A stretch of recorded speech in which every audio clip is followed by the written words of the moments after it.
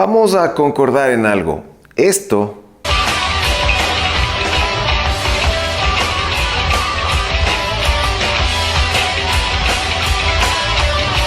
indiscutiblemente no suena igual a esto.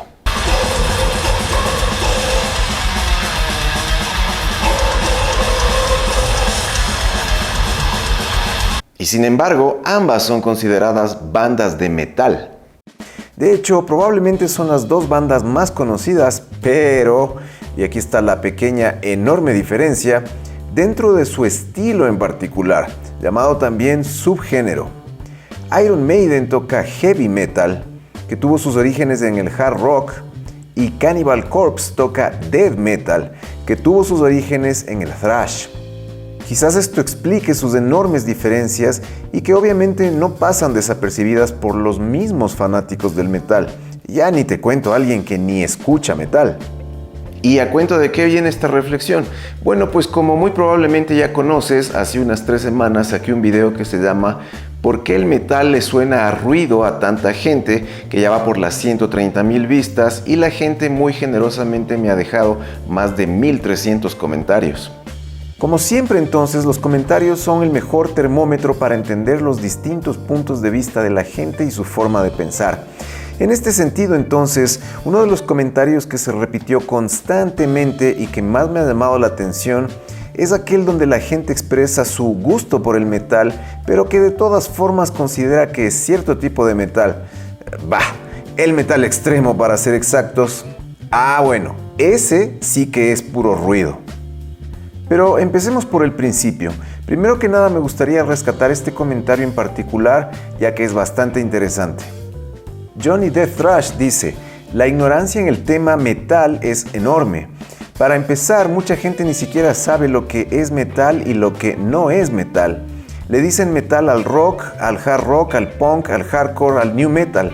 Hay gente que piensa que Pink Floyd es metal, que Juanes es metal, que Linkin Park es metal, que Soda Stereo es metal. Y esta parte final es la que más me gustaría resaltar dentro de lo que estamos hablando hoy. Johnny dice: resulta una paradoja que los géneros de metal más extremos y que son acusados de ruido, como el death metal, el black, el thrash, el grindcore, son a su vez los de estructuras más elaboradas y secciones armónicas más ingeniosas. Que sean fuertes no significa que sean desordenadas o caóticas. De hecho, solo están a veces al alcance de los músicos más hábiles. ¿Qué te puedo decir?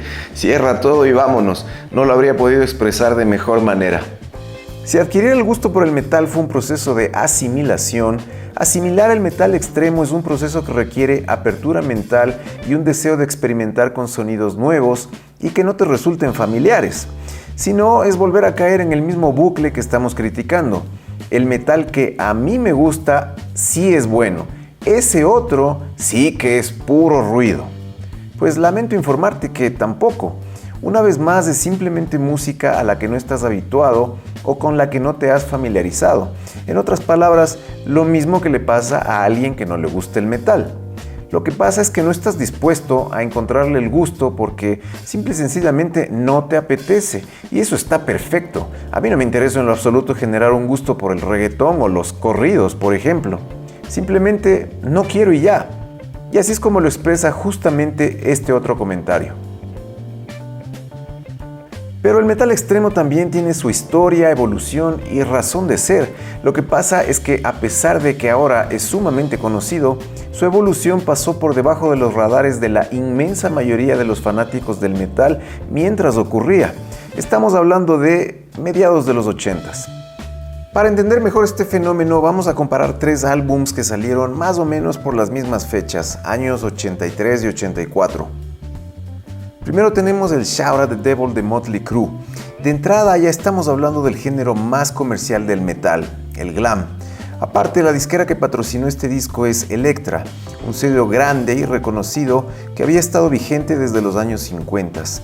¿Cuántas copias crees que vendió este disco en su momento? Probablemente millones. Luego, en 1984 sale el Ride the Lightning de Metallica. Para entonces, Metallica ya contaba con un buen prestigio gracias a su primer álbum y a pesar de que no era tan comercial como Crue, tenía una buena base de fanáticos.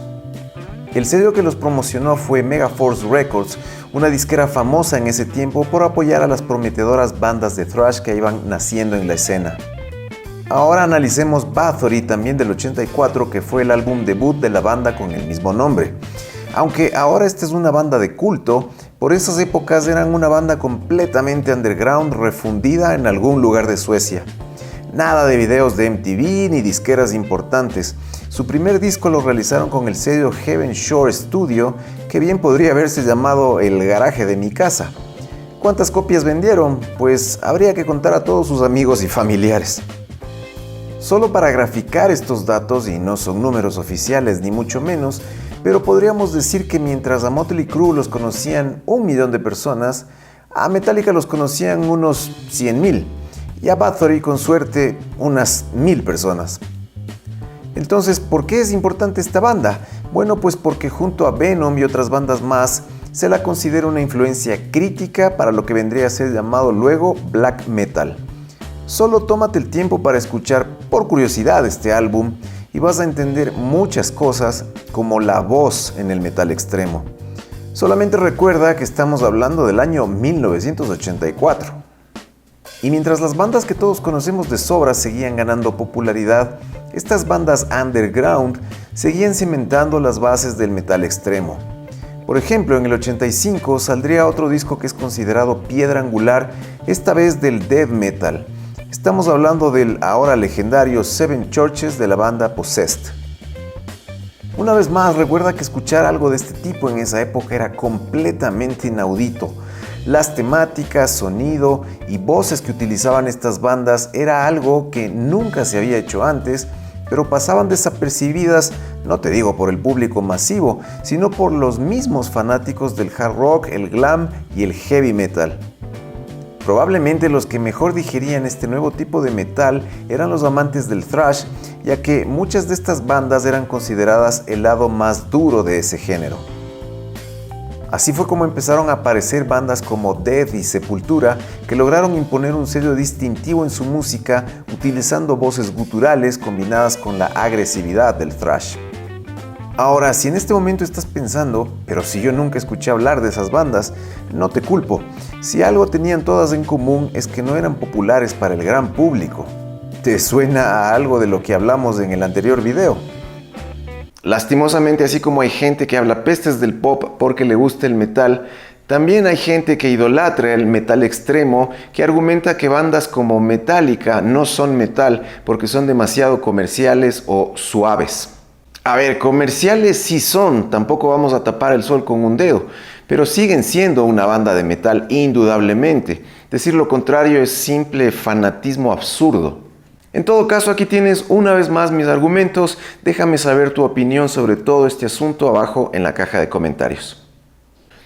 Bueno, hasta aquí hemos llegado, espero que el video te haya gustado y si fue así ya sabes qué tienes que hacer, clávale un buen like para seguir haciendo videos de este tipo, pero si quieres seguir profundizando en estos géneros del metal o subgéneros o estilos o como quieras llamarlo, no te puedes perder entonces el video que te dejo por este lado donde voy a hablarte un poco más en profundidad y en detalle sobre el black metal, pero si lo que te interesa es el death metal, entonces no te pierdas el video que te dejo por este lado.